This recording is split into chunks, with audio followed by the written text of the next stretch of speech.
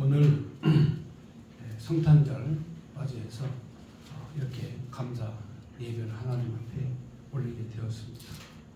모든 크리스찬이라고 한다면 다른 날은 못 나와도 예수님 탄생하신 이 성탄절날은 다 교회에 나와서 하나님 앞에 경건하게 예배를 드리는 그 2000년 동안 전통이 바로 이 성탄절 예배입니다.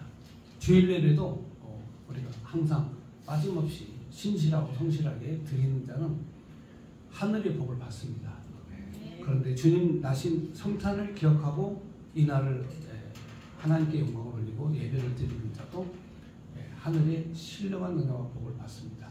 왜냐하면 예수를 구주로 영접하지 않으면 성탄 예배를 드릴 수 없기 때문에 예수를 구주로 영접하는 그 자들이 바로 성탄을 축하하는 것입니다.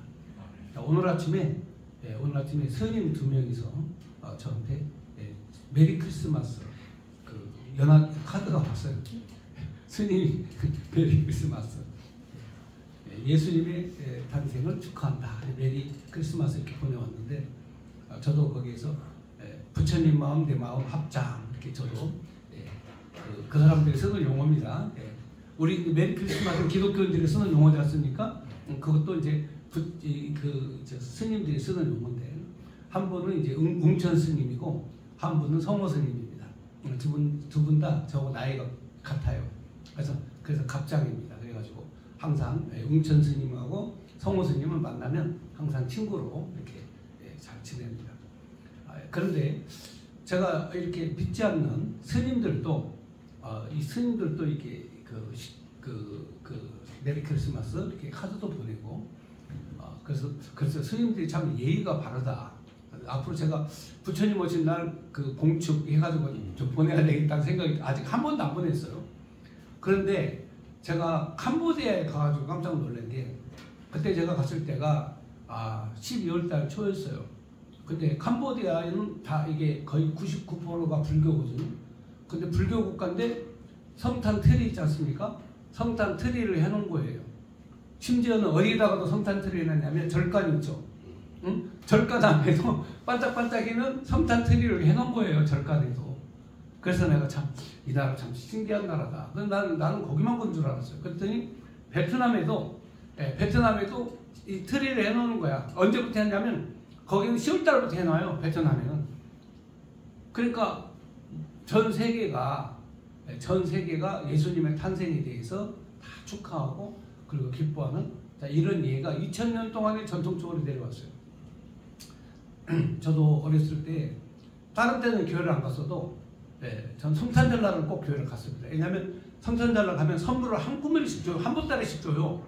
다른 때는 이제 과자 몇 개 주는데 성탄절 날은 한 보따리씩 줘요. 그러니까 다른 날은 안 가더라도 성탄절 날은 제가 교회를 친구 따라가지고 교회를 간 기억이 있습니다. 그리고 우리가 학교 다닐 때, 초등학교, 중학교, 고등학교 다닐 때는 성탄절만 되면은 이 길거리가 전부 다 이 성탄 트리로 장식이 되어 있고, 그 다음에 이제 그 라디오에서나 전파사 이런 데서는 계속해서 성탄 캐롤을 해나오고, 극장에 가도, 찻집에 가도, 빵집에 가도, 백화점에 가도 성탄 캐롤이 계속 이렇게 흘러나왔죠. 심지어는 버스를 타서 성탄 캐롤이 나왔어요. 방송에서도 계속 성탄 캐롤 음악 방송. 우리나라가 뭐 기독교 국가는 아니지만 그 당시만 해도 기독교 인구가 뭐 10% 20%밖에 안 됐으니까 그럼에도 불구하고 성탄 캐롤이 계속 나왔어요. 지금은 모든 성탄 캐롤이 전부 다 그 다음에 이 크리스마스 트리와 장식이 이제 전부 다 중지가 됐죠. 왜 그러냐면 바로 이 크리스마스 캐롤을 들면 이 좌파들이, 공산주의자들이 신고를 합니다. 저작권 신고.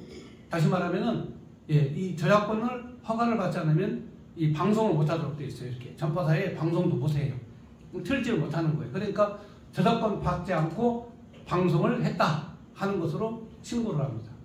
그래가지고 정부에서 신고를 하면 벌금을 내게 되어 있어요. 그러니까 성탄 캐롤도 길거리 틀지를 못하는 거야. 그리고 옛날에는 네온사인이 있죠.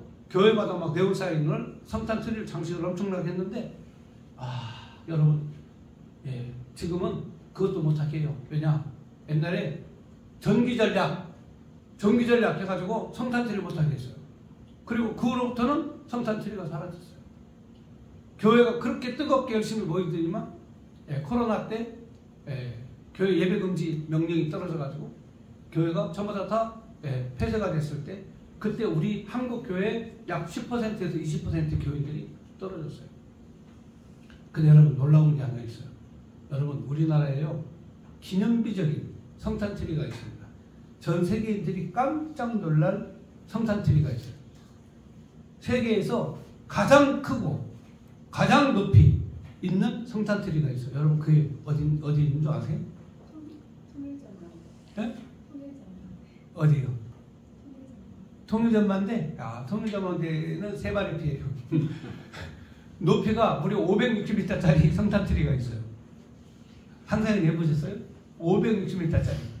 통일전만대에 있는 것은요, 기껏 40m, 막 30m밖에 안 되거든요. 560m. 그렇죠. 롯데타워 전체가 밤에 보면 다 성탄트리예요, 전부 다. 롯데타워가 전체가 성탄트리예요. 깜짝 놀랐어요. 야, 이거는 세계에서 가장 큰 성탄트리다. 역시 우리나라에 저력이 있다. 이번에 트럼프 대통령 당선됐죠. 근데 거기에 우리나라 딱 한 명, 우리나라 기업인이 최초로 트럼프 대통령. 그 다음에 그 테슬라 사장, 만나서 온 정용진 사장이 만나고 왔죠. 그분이 바로 누구냐? 철저한 보수주의자예요. 기업에 손해가 있어도 보수는 보수예요. 역시 마찬가지로 철저하게 대한민국을 지키기 위해서. 근데 한 가지 지키는 게 있어요. 잘 지키는 게 있어요. 그게 바로 미국이 믿음을 잘 지키고 신앙을 잘 지키고 교회 전통을 잘 지켜요. 왜냐? 그들은 처음부터 끝까지 신앙과 믿음으로 무장이 되어 있기 때문에 그래요. 뿌리 깊게 무장이 되어 있어요. 근데 요즘 우리나라 굉장히 위험해졌어요. 왜냐? 모든 유치원이 전부 다 과거에는 교회가 어린이집으로 교회가 선교원으로 유아의 교육을 다 책임졌었어요. 근데 지금은 유아교육을 국가가 다 해요. 근데 이게 작용화가 됐어요. 그래서 유아교육이 완전히 작용화된 선생님들이 어릴 때부터 바로 이 공산주의, 사회주의 이론을 어린이들에게 보이지 않게 가르치는 거예요. 그러니까 어릴 때부터 사회주의, 공산주의 이론을 배워놓으니까 커서도 이 아이들이 자라나서도 이제 이 자유민주주의가 뭔가, 자유민주주의의 가치를 소중하게 생각하지 않는 거예요. 자, 이 나라가 위기에 빠진 거는 바로 뭐냐? 뿌리와 전통이 사라져버려 갔어요. 그래서 우리 한국 교회가 지금까지 120년, 130년 역사를 가지고 있지만 130년의 기독교 역사의 뿌리가 지금 내리기도 전에 이 한국 교회가 위기를 맞이한 거예요. 오늘 이 그 말씀에 보면은 예수님께서 이 땅에 태어나시기 전에 하나님께서 표적과 기적을 보여주시면서 바로 이 아이가 태어날 것이다. 근데 이제 오늘은 이 예수님의 복음을 증거하는 세례 요한이 이 땅에 태어나요. 근데 세례 요한이 태어난 이유가 있어요. 예수를 증거하려고. 자, 오늘 바로 우리 장로님이 태어난 이유. 우리 윤집사님, 우리 김집사님, 이집사님, 우리 이 어린아이, 우리 윤이가 태어난 이유가 있어요. 우리 전사님, 목사님, 우리 성도들이 태어난 이유가 있어요. 누구나 다 태어난 이유가 있어요. 근데 가장 태어나서 소중하고 귀중한 임무는 바로 예수를 전하는 거예요. 오늘 세례 요한은 레위 자손이에요. 레위 자손인데 이 세례 요한의 어머니가 원래 임신을 못했어요. 그래서 대가 끊길 위기에 놓여 있어요. 그런데 세례 요한의 아버지가 가서 성전에서 제사를 드릴 때, 분향을 할 때 하나님께로부터 음성을 듣고 세례 요한이 태어날 걸 약속하셔요. 그래서 세례 요한이 태어났어요. 근데 이렇게 태어난 세례 요한이 바로 뭘 했느냐? 바로 예수를 증거한 마지막 선지자예요. 구약 성경에 많은 선지자들이 있지만 모세로부터 많은 선지자들이 있지만 예수를 증거한 마지막 선지자가 세례 요한이에요. 그러니까 세례 요한 자체가 바로 예수를 증거하기 위해서 태어났기 때문에 많은 사람들이 자기를 보고 따라왔어요. 왜냐하면 세례 요한도 제사장 가문에서 유능한 하나님의 선지자예요. 그리고 광야에서 말씀을 외치면서 백성을 깨우치고 가르쳤어요. 그러니까 많은 백성들이 따랐죠. 이때 세례 요한이 예수님을 만났어요. 예수님을 만나고 처음 한 얘기가 무슨 얘기냐? 저분을 봐라. 저분을 봐라. 나를 보지 말고 저분을 봐라. 저분은 세상 죄를 지고 가는 하나님의 어린 양이다. 자, 네. 그러니까 나를 보지 말고 누구를 봐라? 예수를 봐라. 네, 이게 지도자예요. 이게 선지자예요. 그러니까 나를 보고 따라왔던 자들에게 바로 누구를 바라고? 예수님을 보고 그를 따라라. 그가 세상 죄를 지고 가는 하나님의 양이다. 이렇게 복음을 준 거예요. 세례 요한은 어디서 이런 말씀을 배웠느냐? 이사야 9장 6절에서 이 말씀을 배운 거예요. 세례 요한은 하나님 말씀을 연구하는 선지자인데 여러분도 이 예수님에 대한 이 성탄절에 대해서 이해를 하려면 이사야 6장 9절을 잘 이해를 하셔야 돼요. 자, 이사야 6장 9절 한번 보겠습니다.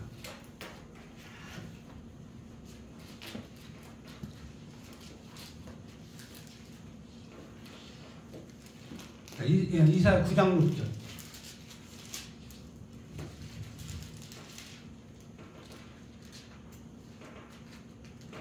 이사야 9장은 이제 평강의 왕 예수에 대해서 증거하는 내용인데요. 그 당시에 이 말씀을 보시기 전에 배경 설명을 먼저 여러분 잠깐 들으셔야 돼요. 이 당시에 이사야 선지자는 왕족 귀족 출신이에요. 유다 지파. 그런데 이사야 선지자는 하나님의 말씀을 받았어요. 근데 이사야에게도 정치적으로 이렇게 좋은 높은 자리에 올라갈 수 있는 그런 위치에 있는 귀족이에요. 이사야 선지자. 그런데 그거를 다 포기했어요. 왜? 하나님의 말씀이 너무 소중하고 너무 귀중하다. 해서 이사야 선지자는 자기에게 주어진 부귀와 명화, 귀족 출신의 그런 행복한 삶을 다 포기해버리고 선지자의 길을 간 거예요. 그러니까 죄종의 길을 간다는 건 나의 모든 행복의 삶을 사실상 포기하고 하나님의 종으로서의 삶을 살아가는 거예요. 그러니까 제가 그렇게 이 삶을 평생을 살아왔기 때문에 죄종이 된다고 하는 그런 전도사님들, 신학생, 선지생들을 보면 너무너무 마음속에 감사함과 기쁨과 정말 행복감이 넘쳐요. 왜? 평생의 삶 속에서 하나님의 영광을 위해 사는 것처럼 가장 소중한 게 어디 있어요? 그렇잖아요? 돈 몇 푼 드리고 시간 드리고 예배를 드리는 것보다 평생의 삶을 하나님의 종으로 사는 것, 이보다 더 소중하고 귀중한 게 어디 있겠습니까? 그러니까 하나님의 말씀을 배워서 하나님의 종으로 사는 것이 내 삶 속에서 가장 행복하고 기쁨의 삶이다. 그래서 이사야는 그 길을 택한 거예요. 그리고 그 후로부터 핍박을 받아요. 그 후로부터 이 하나님의 말씀을 전하는데 박해를 받아. 왜냐하면 이 왕들이 눈에 가시야. 왕들의 눈에 가시. 이 왕들은 그냥 적당하게 부귀와 영화를 누리고 살면 됐는데 이사야 선지자는 그게 아니라는 거죠. 이사야 선지자는 바로 하나님의 통치를 받아야 된다. 하나님의 다스리심에 따라 살아야 된다. 근데 이 왕들은 이 하나님을 섬겨야 될 이 유다의 왕들이 그렇지 않아요. 타락하고 범죄하고 우상 섬기고 그리고 몰렉과 그 바알을 섬기고 이게 바로 쾌락의 신이거든요. 물질의 신이에요. 그러니까 바로 물질주의, 쾌락주의로 빠져간 거예요. 물질만능주의가 바로 뭡니까? 유물론 공산주의예요. 유물론 공산주의는요, 빨갱이 정도가 아니라 그 사탄과 악령이에요. 이 공산주의 사상은요, 기독교를 마약이라고 그런 거예요. 기독교에 취하면 정신을 못 차린다. 이성을 상실한다. 그래서 이 종교를 마약이라고 선언을 했거든요. 그렇기 때문에 바로 이 공산주의는 기독교를 가장 싫어하고 기독교를 가장 증오하는 이런 집단이 바로 공산주의 집단이에요. 그런데 한국 교회 목회자들이 이런 공산주의 집단인 이 집단을 한국의 목회자, 목사들이 그들을 추종하고 그들을 따르는 그런 무리들이 있어요. 뭐 캐톨릭 신부들이야, 뭐 정의구역 사제단들이야, 뭐 공산주의 일원에 도취되건 말건 그 집단 자체가 이미 타락한 영인 집단들이기 때문에 그건 어쩔 수 없지만, 그러나 우리 기독교 개신교의 목사들이 바로 이 공산주의를 따르는 자들이 지금도 많이 있다는 거예요. 이 이사야 선지자가 그래서 외쳤어요. 이사야 선지자가 외친 내용의 말씀이 뭐냐? 우리에게서 진짜 왕이 나온다. 그러니까 이 당시에 이 이스라엘을 괴롭혔던 므낫세 왕, 므낫세는 가장 사악한 왕 중에 하나예요. 구약 성경에 보면은 하나님의 말씀을 폐하고 하나님의 말씀을 괴짜게 성경 이 두루마리 있죠? 지금 우리가 이렇게 갖고 다니는 거지만 옛날에는 이렇게 못 갖고 다녔어요. 그러니까 두루마리를 이렇게 써가지고 보관을 했는데, 다 성경을 갖다가 하나님 말씀 전부 다 괴짜기다 집어넣고 못질 해버리고 막 이렇게 아주 그냥 불량한 깡패짓을 다 혼자 한 거예요. 그럼에도 불구하고 이사야 선지자는 말씀을 외쳤어요. 그 외친 말씀이 바로 뭐냐? 평강의 왕이 우리에게 온다. 저런 불량품 왕보다 진짜 왕이 우리에게 온다. 네, 지금 우리나라가 혼란한 이유가 있어요. 왜 혼란하겠어요? 대통령 깜도 안 되는 인간이 지가 대통령 되겠다고 별의별 짓을 다 하는 거예요. 내일 모레 깜빵에 가야 될 잡범이 온갖 잡범 죄를 다 졌어요. 그런데 이 온갖 잡범 죄를 다 진 놈이 대통령 되겠다고 자기를 따르는 무리를 가지고 난동을 부리고 반역을 하고, 여러분 선동 정도로 끝나는 게 아니라 이건 완전히 난동을 부리고 반역을 하는 이런 행위를 하고 있는 거예요. 그래서 이 나라가 좀 시끄러운 거예요. 정상적인 민주적 절차를 따라 가지고 하는 게 아니라 힘이 있다고 폭력을 행사하는 거예요. 제가 학교 다닐 때 저는 순진하고 착했어요. 등치는 컸어도 여러분 지금도 제가 착하게 보이지 않아요? 예, 얼굴, 예, 다른 건 제가 뭐 이렇게 잘생겼다고는 제가 자랑은 안 해요. 예, 여기서 제일 잘생긴 사람은 우리 이호진 전도사님이고, 그 다음에 이호진 전도사님보다 조금 더 잘생긴 사람은 윤 집사님이고, 예. 예, 우리 이 중에서 제일로 예쁜 그 여성으로 따지면 우리 신윤이하고 신윤서하고 공주님들이니까. 예. 자, 그런데 아니 여러분 한번 생각을 해보세요. 지금 이 나라가 지금 현재 선하고 착한 그런 양심 있는 그런 지도자가 국정을 돌봐야 되는데, 지금 현재 그 사람은 대통령 자리에서 끌어내리려고 처음부터 탄핵을 시키려고 작정했다가 드디어 기회가 왔으니까 오죽이나 폭력을 씁니까? 여러분 생각해 보세요. 자, 국회 예산 빵원으로 다 삭감해 버리죠. 그 다음에 임명한 사람들마다 전부 다 탄핵시켜가지고 전부 다 직무정지시키죠. 그 다음에 북한과 내통해가지고 간첩들 체포도 못하게 하죠. 중국과 내통해가지고 드론 띄워가지고 군사시설 촬영하는데도 간첩죄로 처벌도 못하죠.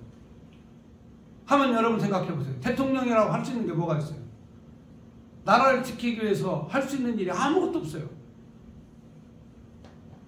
과반이 넘는 이 반란 세력들이 그냥 입법기관에서 행정부를 완전히 마법시키는 폭력적 행사를 하는 거예요. 제가 학교 다닐 때 제일로 정말 그 마음이 아픈 것이 뭐냐면 맞는 거였어요. 똑같은 동급생이 주먹자랑 힘께나 세다고 때리는 거예요. 폭력을 행사하는 거야. 일진에게 맞는 거야. 저는 공부를 못했기 때문에 그냥 쥐죽은 듯이 조용히 그냥. 그래서 저는 맷집이 좋아요.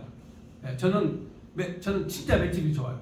저는 중학교 다닐 때 수학을 못 온다고 해가지고 수학을 맨날 보면은 맨날 빵점만 맞거든요. 그냥 한 줄로 쭉 찍어도 30점은 맞잖아. 응?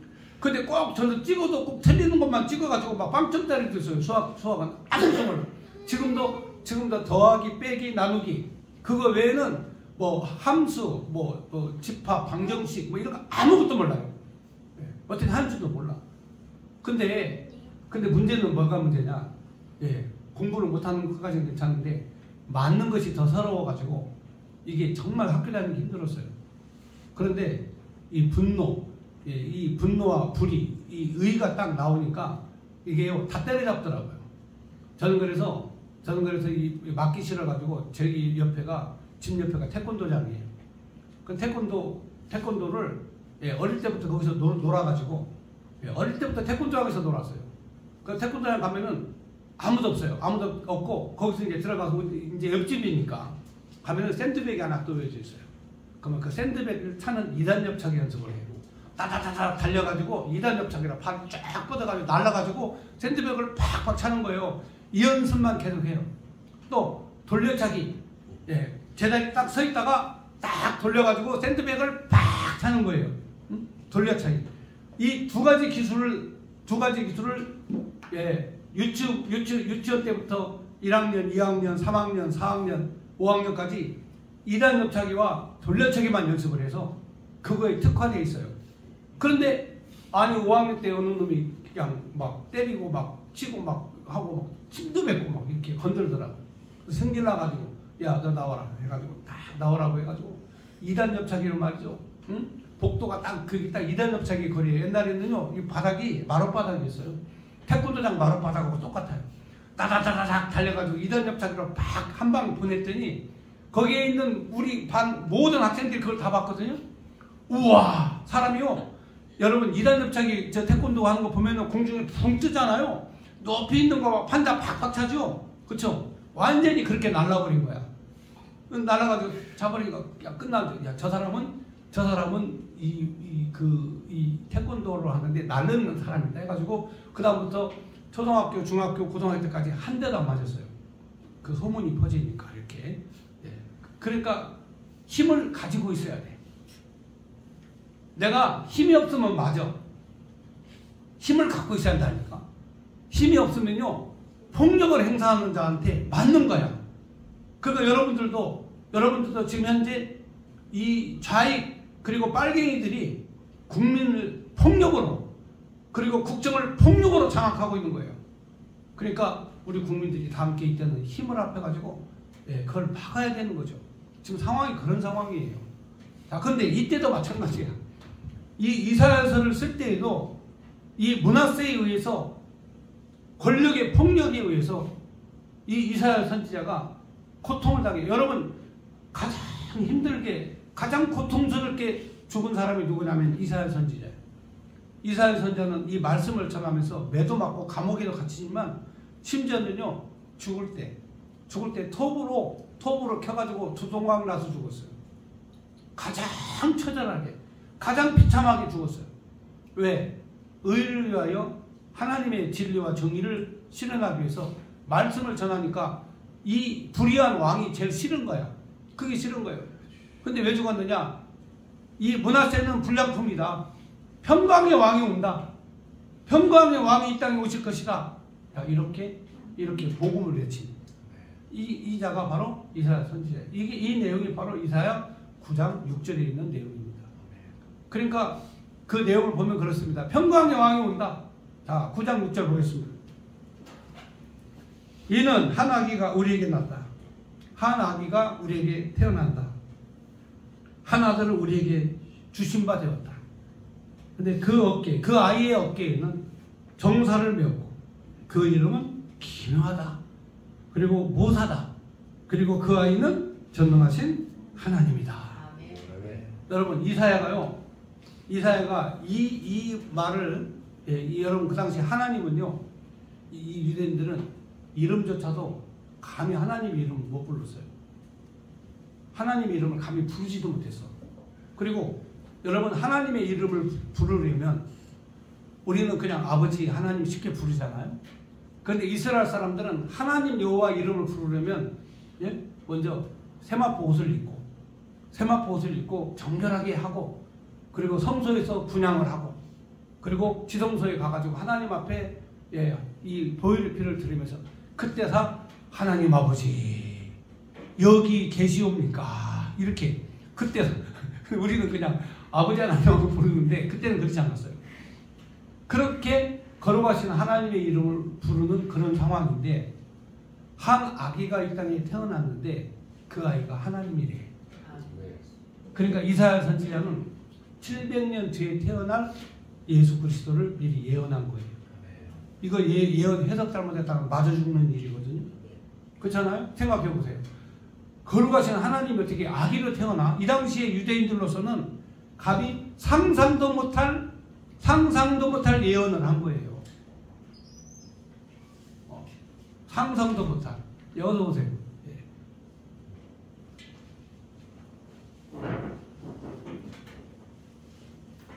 그러니까 여러분 한번 생각해 보세요.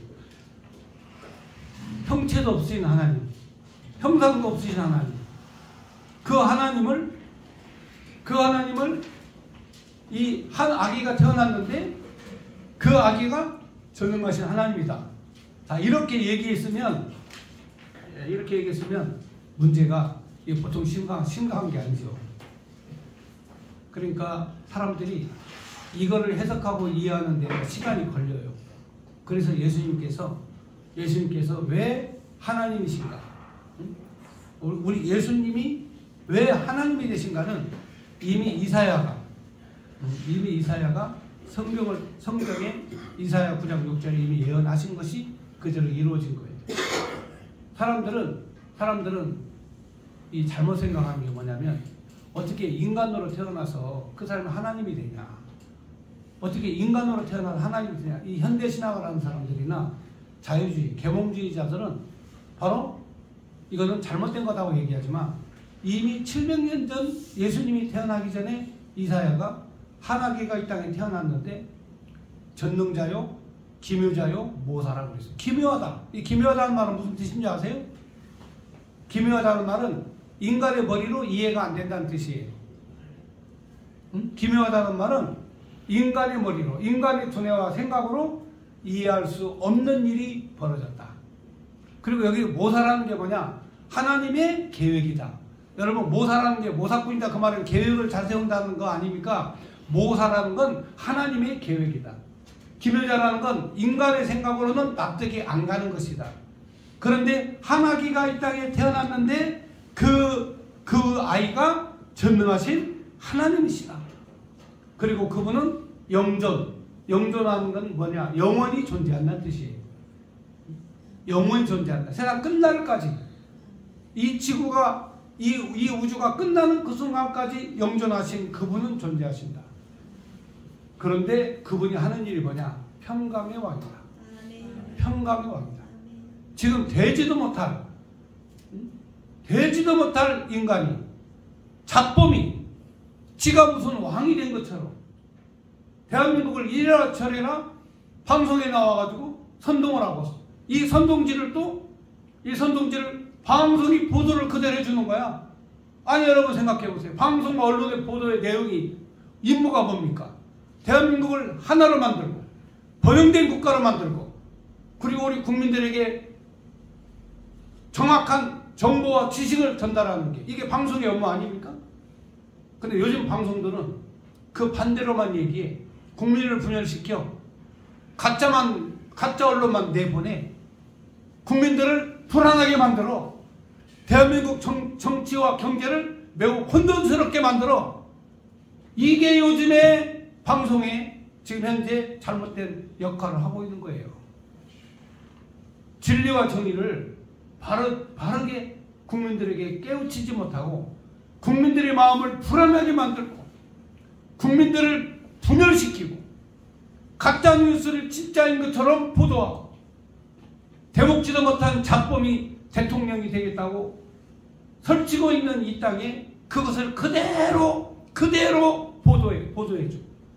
여러분, 지도자의 사명은 바로 평강을 주는 거예요. 평강. 지도자의 사명. 그래서 평강의 왕이 평강의 왕.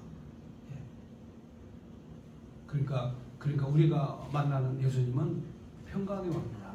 그래서 우리가 나가서 광화문에 가서 또 우리가 대통령실 앞에 가서 외치는 이유가 바로 평화를 찾기 위해서. 이 대한민국이 자유민주주의로 우리 후손들에게 평화로운 우리 후손들에게 평화로운 대한민국을 물려주기 위해서 우리가 외치고 기도하고 싸우고 부르짖는 거예요. 그러니까 이사야 선지자가 이 므낫세 선지자에게 고통을 당하고 괴로움을 받고 채찍에 받고 감옥에 갇히고 쫓겨나고 주방당하고 이사야 선지자는 이 수많은 그런 정치인들에게 고난과 고통을 받으면서도 이제 하나님가 이 땅에 우리에게 오는데 그분은 전능하신 하나님이요 우리가 이해할 수 없는 분이요 그분은 계획이 많으신 분이고 그분은 평강의 왕이시다. 이 내용이 이사야 9장 6절의 말씀이에요. 그리고 7절의 내용은 그렇습니다. 7절에 보면 그분의 정사, 그분의 계획, 그분의 일, 정사는요 그분이 하는 일이에요. 그분이 그 메시아가 하는 일이 뭐냐? 그분은 바로 평강의 더함이 무궁하다. 또 다윗의 왕자 그 나라에 군림하여 그 나라를 굳게 세우고 지금 이후로 영원히 정의와 공의로 그것을 보존하실 것이라. 바로 그분이 하시는 것은 정의와 공의입니다. 정의와 공의. 공산주의에 빠져가지고 국민을 분열시키고 국론을 분열시키고 그리고 국가를 불안하게 만들고 매우 나라를 위험하게 만들고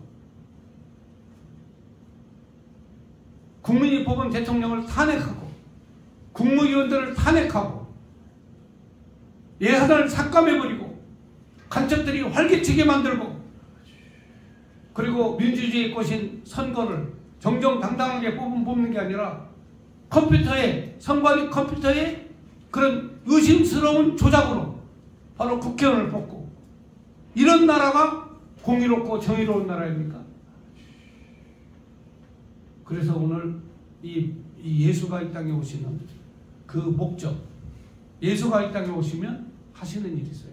그게 바로 뭐냐? 공의와 정의를 세우는 일이다. 아멘. 우리는 주님의 복음을 전하는 사자들 아닙니까? 이 땅에 여러분들이 태어난 이유, 그리고 여러분들이 예수를 믿고 세례를 받고 하나님의 백성이 된 건 예수를 전하기 위해서 이 땅에 온 거 아니겠습니까? 그러려면 기왕에 주님께서 하셨던 공의와 정의를 행하는 그 예수 그리스도를 함께, 예수 그리스도와 함께하는 삶이 이게 바로 성탄의 가장 아름다운 그런 주님께 경배와 찬양과 영광을 올리는 그런 내용이 될 것 같습니다. 여러분 오늘 이 진리의 말씀 안에서 진리를 붙잡고 내가 연약한 것 같지만 나는 강해. 나는 나라와 민족과 열방을 향해 선택된 자야. 나는 이 나라와 이 민족을 구할 나는 정의와 나는 진리가 정의와 공의가 내 가슴속에 넘쳐나. 난 그래서 나로 인해서 이 나라가 반드시 평화롭고 평강의 왕 예수가 이 땅에 오신 그 목적을 이루는 그 삶을 여러분이 함께 사시는 것이 예수 탄생을 영접하는 것이다. 아멘.